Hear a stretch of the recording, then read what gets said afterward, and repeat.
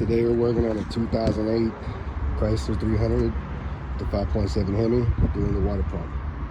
So it does call for the power steering pump to gain access to one bolt back there. And for some reason it calls for you to take off the fan, but you don't really need to do that.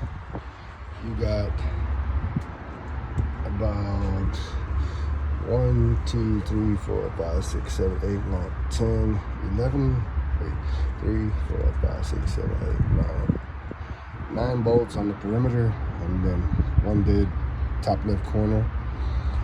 And this is pretty much the setup. You want to keep the bolts in the same order they come out, because some are short, some are long. But I found a way to get the one behind the power steering pulley right there. All I just used was a flex head ratchet right behind the pulley right there, and take my thing. So old one's off. Keep your bolts in the correct position that they go in.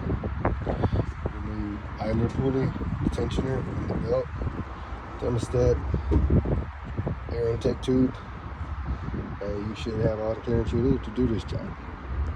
So now I'm gonna clean that mating surface up, start all these bolts by hand, and then go around and torque them. So yeah, pretty much that's what you're here for. That's what you need to do. Right, everything is put back together. All the water pump bolts are tightened down to 20 foot-pounds. Doesn't matter which orientation you go. There's no particular one. Just make sure they're all tightened down to 20 foot-pounds.